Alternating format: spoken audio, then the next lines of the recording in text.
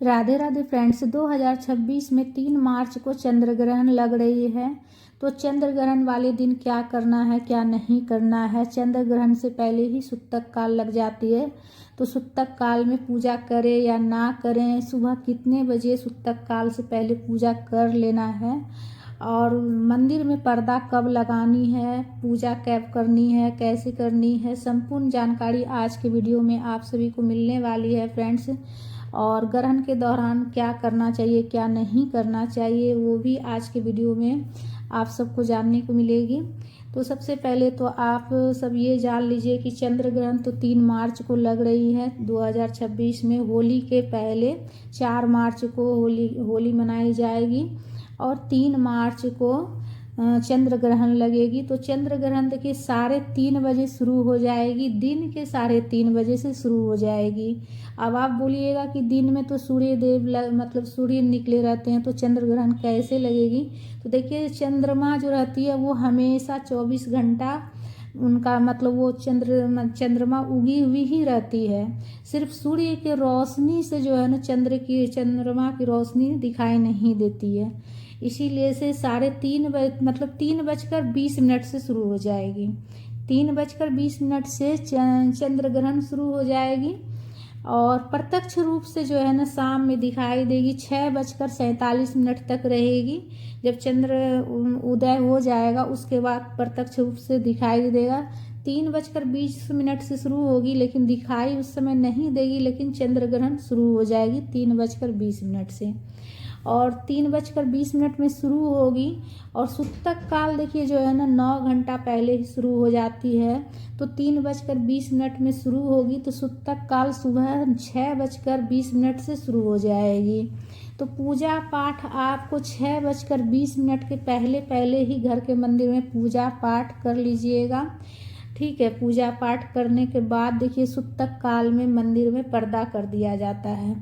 ठीक है, और क्यों पर्दा कर दिया जाता है, तो देखिए जब चंद्र ग्रहण लगती है या फिर सूर्य ग्रहण लगती है, ग्रहण लगने पर जो है ना जो वातावरण होती है वो उसमें जो है नकारात्मक ऊर्जा फैल जाती है। और नकारात्मक जब ऊर्जा फैलती है तो उस समय जो है ना जो भगवान जी के फोटो रहती है, प्रतिमा रहती है, तो और सभी चीज़ पर मतलब उसका इफेक्ट होता है।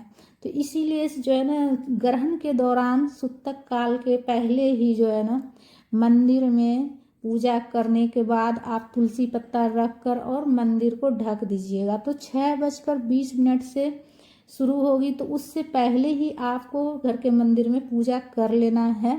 दीपक वगैरह हटा लीजिएगा, मतलब जलता हुआ दीपक नहीं छोड़िएगा, इसलिए कि पर्दा जब कीजिएगा तो जैसे कि खतरा रहता है, जलता हुआ दीपक रहता है तो पर्दा में आग लगने की डर रहती है। तो पहले ही इतना तेल दीजिएगा, घी दीजिएगा कि बस पूजा करने के बाद जो है ना थोड़ी देर प्रज्वलित रहे, उसके बाद दीपक शांत हो जाए। उसके बाद जो है ना आप मंदिर में, अगर आपके मंदिर में पर्दा लगा हुआ है तो पर्दा कर दीजिएगा, और अगर पर्दा लगा हुआ नहीं है तो आप कोई साफ सुथरा कपड़ा ले लीजिएगा। आप अपने घर का भी, जैसे कि कोई बेडशीट वगैरह धुला हुआ हो, अच्छा से साफ सुथरा धुला हुआ हो, तो उससे आप मंदिर को ढक दीजिएगा। ठीक है, मंदिर ढक दीजिएगा, इसलिए कि सुतक काल में पूजा पाठ भगवान को स्पर्श नहीं किया जाता है, पूजा पाठ भी नहीं किया जाता है। और सुतक काल में जो है ना, सुतक काल देखिए जब से शुरू हो जाता है ना तब से जो है ना मतलब बहुत से लोग तो उसी टाइम से खाना पीना भी बंद कर देते हैं। लेकिन अगर मतलब उतना सुबह से बहुत ज़्यादा लंबा समय हो जाएगा तो 3:20 से ग्रहण शुरू हो रहा है, तो उस टाइम से आप जो है ना, और 6:47 तक रहेगी। तो ग्रहण के दौरान कुछ भी खाया पिया नहीं जाता है। जो खाने पीने की वस्तु रहेगी, जो पका हुआ चीज़ रहेगा, उस पर तुलसी पत्ता दे दीजिएगा। सभी चीज़ पर, दूध हो गया, जैसे घर में कुछ खाना बन के रखा हुआ है तो उस पर तुलसी पत्ता दे दीजिएगा। ठीक है, इससे तुलसी पत्ता देने से ये होता है कि वो अशुद्ध नहीं होता है, खाने योग्य रहता है, इसीलिए से तुलसी पत्ता दिया जाता है सभी चीज़ों पर। और इस दौरान में देखिए छोटे बच्चे अगर हैं, कोई रोगी पेशेंट है, तो उस पर मतलब जो है ना नियम कम लागू होता है, इसलिए कि भगवान तो सभी जानते हैं। तो ऐसे स्थिति में अगर कोई पेशेंट है, रोगी है, तो वो अपना दवाई पानी ले सकते हैं। ठीक है, और छोटे बच्चे हैं तो उनको आप दूध पिला सकते हैं, लेकिन जो समझदार हैं, बड़े हैं, उनको नहीं करना चाहिए, नहीं खाना चाहिए। ठीक है, तो 3:30 बजे से 6:47 तक कुछ खाना पीना नहीं है। जो भी खाना पीना रहेगा पहले ही खा लीजिएगा। और ग्रहण जब समाप्त होती है, ग्रहण 6:47 तक रहेगी, उसके बाद जब समाप्त होगी उसके बाद घर के साफ सफाई अच्छे से की जाती है पूरे घर की, जैसे धोआ पोछा जाता है। और स्नान करके उसके बाद आप मंदिर के, जैसे कि भगवान की प्रतिमा है, जो प्रतिमा जैसे कि धातु से बना हुआ है, तो उसे स्वच्छ जल, गंगा जल मिलाकर स्नान करा सकते हैं आप। उसके बाद घर के मंदिर का जो भी जैसे आसन वगैरह बिछाया हुआ रहेगा कपड़ा का, उसे हटाकर दूसरा आसन बिछा दीजिएगा, साफ सुथरा मंदिर का करके। उसके बाद ही शुद्ध करके उसके बाद ही आपको पूजा करना है। तो ठीक है, तो ग्रहण जब समाप्त होगी उसके बाद मंदिर में आप पूजा कर सकते हैं। पूरे घर में गंगा जल का छिड़काव कीजिएगा। स्नान करने के बाद पूरे घर की साफ सफाई पहले कीजिएगा। स्नान करने के बाद घर के मंदिर के भी साफ सफाई कर कर, और जो भी जैसे माता रानी को चुनरी चढ़ाए हैं तो वो सब हटाकर आप धो लीजिएगा। धोकर उसके बाद ही आप मंदिर में इस्तेमाल कर सकते हैं। और आसन वगैरह सब चेंज कर देना है। गंगा जल से भगवान जी को जल के छींटे दे के भाव स्नान करा लीजिएगा। धातु का अगर प्रतिमा हो, मूर्ति हो, तो उसे गंगा जल और स्वच्छ जल से स्नान करा लीजिएगा।